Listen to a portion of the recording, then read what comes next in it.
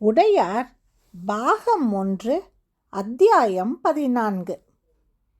ஒற்றராக இருப்பது எளிதல்ல.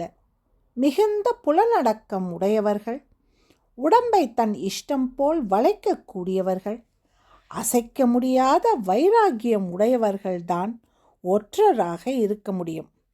அடிப்படையாக சகிப்புத்தன்மை உடையவர்களை தான் ஒற்றர் படையில் தேர்ந்தெடுப்பார்கள்.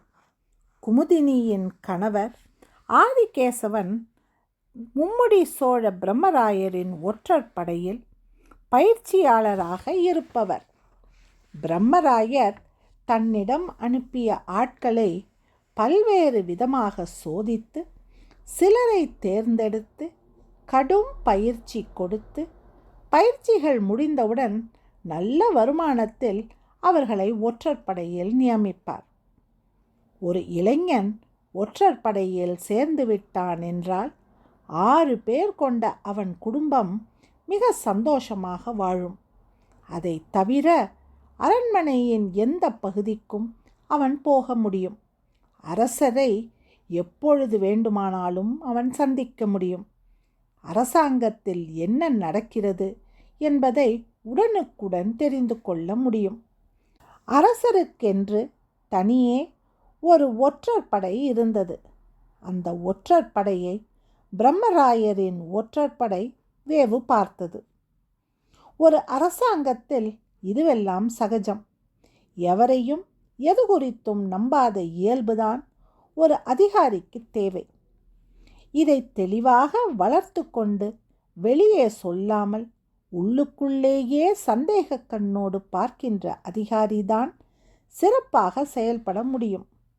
வெளியே நம்புவது போல் நடித்து பின்னே வேவு பார்ப்பது என்பது வழக்கமாக பரம்பரையாக எல்லா காலகட்டத்து அரசியலும் நடக்கும் செயல்.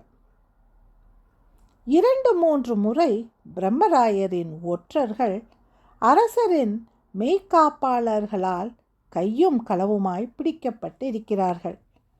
ஆனால் அதில் பிரம்மராயர் தலையிட்டு நான் தான் அனுப்பினேன் என்று ஒரு வார்த்தை சொன்னால் மறுபேச்சில்லாமல் அவனை விடுவித்து விடுவார்கள்.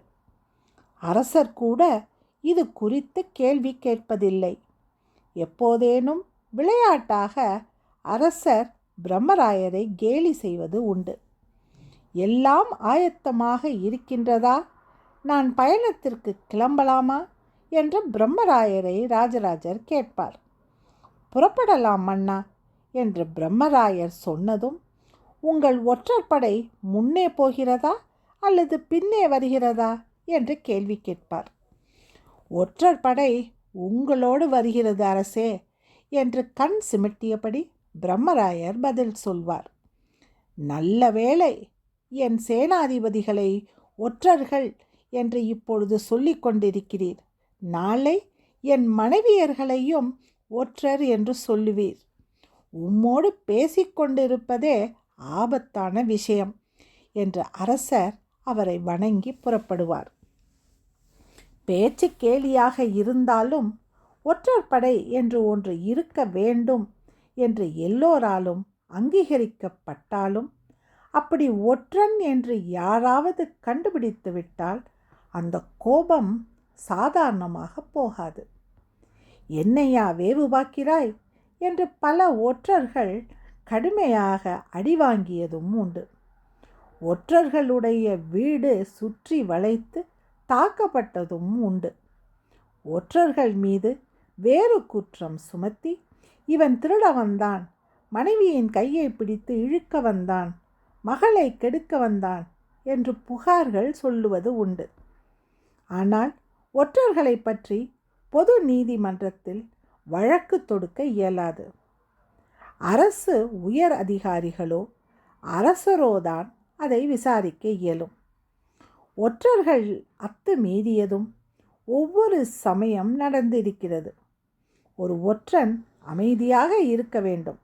அப்படி இல்லாமல் ஒருவன் தன்னை கேலி செய்தவனை போருக்கு அழைத்து தனிப்போர் புரிய சொல்லி பல ஆயிரக்கணக்கான மக்களின் முன்னே கேலி செய்தவனை அவமானப்படுத்தி தான் மிகுந்த திறமைசாலி என்று ஊருக்கு பறைசாற்றி எல்லாம் முடிந்து திரும்புகிற சமயம் எதிர்பாராத விதமாய் கேலி செய்த அந்த மனிதனாலேயே தாக்கப்பட்டு இறந்து போன ஒற்றன் உண்டு. இந்த சம்பவத்திற்கு பிறகு மன்னர் ஒற்றர்கள் மீது கடுமையான கட்டுப்பாடுகளை விதித்தார். எந்த காரணம் கொண்டும் ஒற்றர்கள் ஜனங்களுக்கு நடுவே தாங்கள் இன்னார் என்று காட்டிக்கொள்வதும் தங்கள் பெருமைகளை வெளிப்படுத்துவதும் தனி போருக்கு அழைப்பதும் அல்லது தன்னை முன்னிலைப்படுத்தி கொள்வதும் கூடாது. அவ்விதம் செய்தார்கள் என்று தெரிந்தால் அவர்களை தனியே அழைத்து போய் மறைமுகமாய் உயிர் கூட பறிக்கப்படலாம் என்று ஒற்றர்கள் கூட்டத்தை கூட்டி எச்சரித்தார். அரசருடைய ஒற்றர் படையை சேர்ந்தவர்கள் அநேகமாய் பழையாறையை சேர்ந்தவர்களும் குடந்தையை சேர்ந்தவர்களும் திருவையாறை சேர்ந்தவர்களுமாய்த்தான் இருந்தார்கள். காவிரி எங்கு வளமாய் பாய்ந்து பல கிளைகள் பரப்பி பூமியை செழிப்பாக்குகின்றதோ அந்த பூமியை சார்ந்தவர்களாகத்தான் இருந்தார்கள். வசதி இல்லாதவர்கள் ஒற்றர்களாக இருக்க முடியாது. வசதியோடு வாழ்பவர்கள்தான் ஒற்றர்களாக இருக்க முடியும். அப்படி வசதியோடு சுகமாக வாழ்கிறவர்களை கடுமையான பயிற்சியின் மூலம் அமைதியாக இருப்பதற்கு கற்றுக் கொடுத்து விட்டால் மிக சிறந்த ஒற்றர்களாக அவர்கள் இருப்பார்கள். ஆதிகேசவன் அந்த இருட்டில் எழுந்திருக்காமல் புதர்களுக்கிடையே இன்னும் குறுக்கிக் கொண்டு உட்கார்ந்தபடியே குதிக்கால் உயர்த்தி வேகமாக நகர்ந்து அந்த பெண்களுக்கு எதிர்ப்பக்கம் போனார். சுருண்டு உட்கார்ந்து கொண்டார். மூச்சு கூட வேகமாய் விடாமல் மெல்லிய இழையாய் விட அவரால் முடிந்தது. சத்தம் கேட்டு ராஜராஜி திகைக்க பஞ்சவன்மாதேவி முல்லை பந்தலிலிருந்து கழியை உருவி அவர் உட்கார்ந்திருந்த மல்லிகை புதரில் ஓங்கி அடித்தார். ஆதிகேசவன் அங்கு இருந்திருந்தால் அந்த அடி மிக பலமாய் அவரை தாக்கியிருக்கும். பக்கத்தில் சில இடங்களில் மூங்கில் கழியால் குத்தி துளாவினார். எதுவும் இல்லை அரசியாரே, ஈரமண்ணில் கல் புரண்டு அந்த சப்தம் எழுந்திருக்கும் என்று நினைக்கிறேன். அல்லது நாம் திகைத்ததற்கு எதிரொலியாக அந்த சப்தம் எழுந்திருக்கும் என்று நினைக்கின்றேன்.